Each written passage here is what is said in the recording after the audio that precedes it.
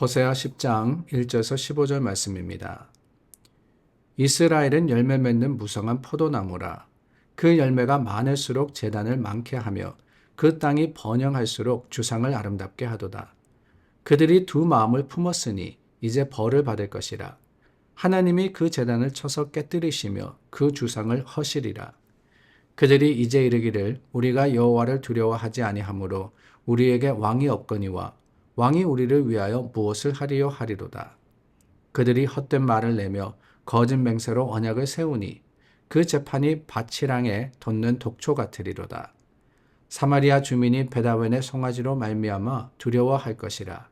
그 백성이 슬퍼하며 그것을 기뻐하던 제사장들도 슬퍼하리니 이는 그의 영광이 떠나감이며 그 송아지는 아수르로 옮겨다가 예물로 야렙 왕에게 드리리니 에브라임은 수치를 받을 것이요 이스라엘은 자기들의 계책을 부끄러워할 것이며 사마리아 왕은 물 위에 있는 거품같이 멸망할 것이며 이스라엘의 죄 곧 아웬의 산당은 파괴되어 가시와 찔레가 그 제단 위에 날 것이니 그때 그들이 산더러 우리를 가리라 할 것이요 작은 산더러 우리 위에 무너지라 하리라. 이스라엘아, 내가 기브아 시대로부터 범죄하더니 지금까지 죄를 짓는구나. 그러니 범죄한 자손들에 대한 전쟁이 어찌 기브아에서 일어나지 않겠느냐. 내가 원하는 때에 그들을 징계하리니 그들이 두 가지 죄에 걸릴 때에 만민이 모여서 그들을 치리라. 에브라임은 마치 길들인 암소 같아서 곡식 밟기를 좋아하나 내가 그의 아름다운 목에 멍에를 메우고 에브라임 위에 사람을 태우리니 유다가 밭을 갈고 야곱이 흙덩이를 깨뜨리리라. 너희가 자기를 위하여 공의를 심고 인애를 거두라. 너희 묵은 땅을 기경하라. 지금이 곧 여호와를 찾을 때니 마침내 여호와께서 오사 공의를 비처럼 너희에게 내리시리라. 너희는 악을 밭갈아 죄를 거두고 거짓 열매를 먹었나니 이는 내가 내 길과 내 용사의 많음을 의뢰하였음이라. 그러므로 너희 백성 중에 요란함이 일어나며 내 산성들이 다 무너지되 살만이 전쟁의 날에 베다웨를 무너뜨린 것 같이 될 것이라. 그때 어머니와 자식이 함께 부서졌도다. 너희의 큰 악으로 말미암아 베델이 이같이 너희에게 행하리니 이스라엘 왕이 새벽에 정령 망하리로다. 호세아 선지자가 어느 때 활동을 했다라는 건 여러분 기억하십니까? 북이스라엘을 향해서 하나님의 말씀을 전한 선지자였는데 여로보암 2세 때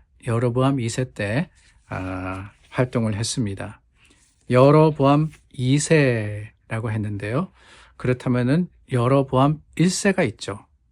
여로보암 1세는 다름이 아니라 솔로몬 이후에 북이스라엘과 남유다가 나뉘어질 때 북이스라엘을 창시한 그런 사람이었습니다. 르호보암은 솔로몬의 아들이었고 그러니까 다윗의 후손이었죠.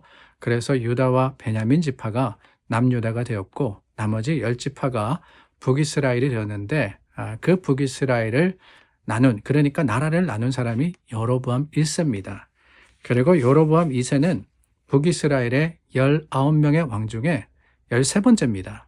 13번째며 41년 동안 왕위에서 다스렸고 그가 죽은 후에 불과 20년이 지나서 북이스라엘은 아수르에게 멸망당합니다. 13번째 왕이었으니까요. 불과 20년 만에 여러 번 왕이 바뀌고 결국에는 북이스라엘이 멸망하고 말았던 것이지요. 말씀드린 대로 여로보암 2세 때는 북이스라엘의 가장 번성한 시기였다라고 할 수 있습니다. 그러나 하나님의 말씀은 이 여로보암 2세 나라를 부강하게 하고 또한 많은 것을 이루었다 할지라도 그에 대한 평가를 어떻게 내리느냐. 열왕기하 14장 말씀을 보니까 여호와 보시기에 악을 행하여 이스라엘에게 범죄하게 한 느밧의 아들 여로보암의 모든 죄에서 떠나지 아니하였더라.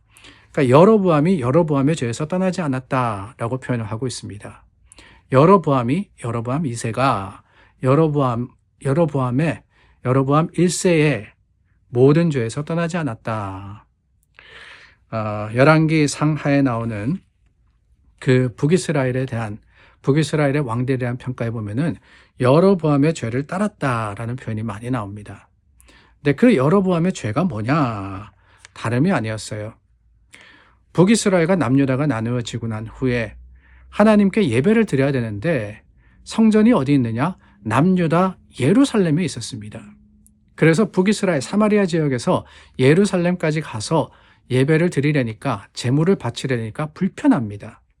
거리도 멀 뿐더러 또한 다른 나라, 이 갈라진 나라에 가기도 민망하더라는 거예요.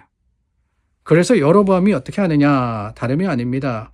여로보암이 여러 곳에 예배 처소를 마련합니다. 아니, 우리가 예루살렘까지 갈 필요가 뭐가 있냐? 하나님, 여기서 우리가 예배하고 여기서 제물 드리면 되지 않느냐? 그렇게 해서 많은 산당을 짓고 또한 많은 예배 처소를 만들었는데 그게 바로 여로보암 1세의 죄라고 성경은 말씀을 하고 계시는 거예요. 제단을 많게 했습니다.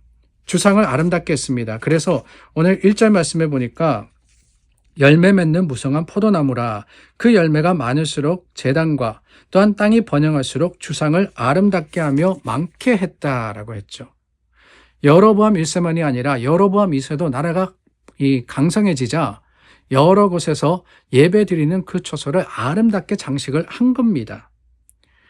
그런데 문제가 뭐냐?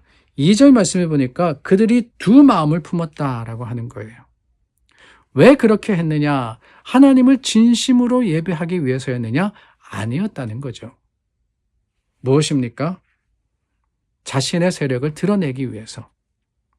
여로보암 1세도 그랬어요.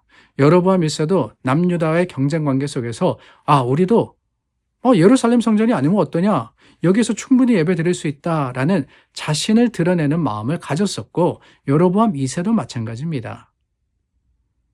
자신의 힘과 그 권력을 자랑하기 위해서 오히려 제단과 그리고 주상을 더 아름답고 풍성하게 꾸몄던 거예요. 그래서 2절 말씀이 두 마음을 품었다라고 하죠. 한쪽에는 그래도 하나님을 예배하고자 하는 마음이 있었습니다. 그렇기 때문에 주상과 그렇기 때문에 제단을 쌓은 거죠. 거기에서 우상을 섬기겠다라는 마음이 먼저 있었던 것은 아닙니다. 하나님을 섬기고자 하는 마음이 있었다는 거예요. 그런데 문제는 뭐냐? 세상을 따르는 마음과 모습도 거기에는 있었습니다. 이것을 우리는 흔히 쓰는 표현으로 양다리라 그러죠. 양다리 걸친다. 마태복음 6장 24절입니다. 한 사람이 두 주인을 섬기지 못할 것이니 혹 이를 미워하고 저를 사랑하거나 혹 이를 중히 여기고 저를 경히 여김이라. 너희가 하나님과 재물을 겸하여 섬기지 못하느니라. 한편으로는 하나님을 섬기려고 했습니다. 그런데 결국에는 뭐냐? 세상에 빠져들기 시작하는 거예요. 그리고는 하나님을 섬겨야 하는 그곳이 우상을 섬기는 곳이 되고 말았습니다. 5절 말씀해 보니까 이런 말씀이 있어요. 사마리아 주민이 베다웬의 송아지로 말미암아 두려워할 것이라 라고 했습니다. 베다웬이라고 했는데요. 이 베다웬이라는 곳은 우리가 잘 아는 지명으로 말하면은 베델을 의미합니다. 베델.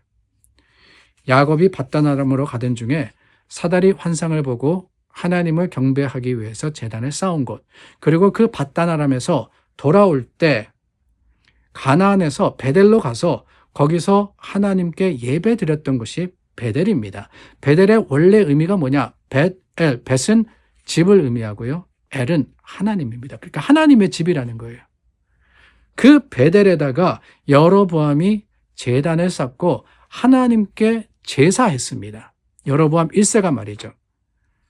그런데 이 5절 말씀이 뭐라고 합니까? 베다웬의 송아지로 말미암아. 아니, 베다웬의 송아지가 뭐냐? 이 송아지는 다른 것이 아니라 이스라엘이 결국에는 그 예배 장소에 금송아지를 만들어다가 그 금송아지를 경배했다라고 하는 거예요. 우상숭배입니다. 처음에는 하나님을 바라고 하나님을 섬겼지만은 그곳에서 오히려 하나님을 떠난 세상의 모습으로 변질된 신앙, 이것을 하나님은 경고하시는 겁니다. 12절 말씀입니다. 너희가 자기를 위하여 공의를 심고 인애를 거두라.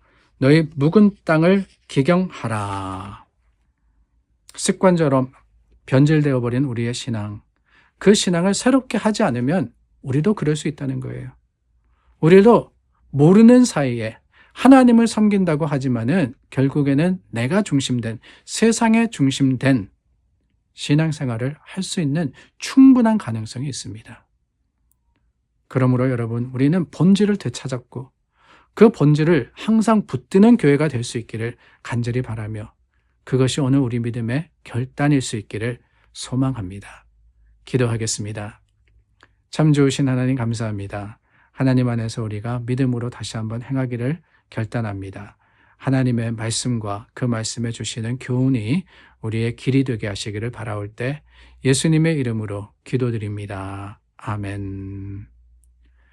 여러분 어디에 있든지 타협하지 않는 믿음의 본질을 지키시는 신앙인들이 되시기를 바랍니다.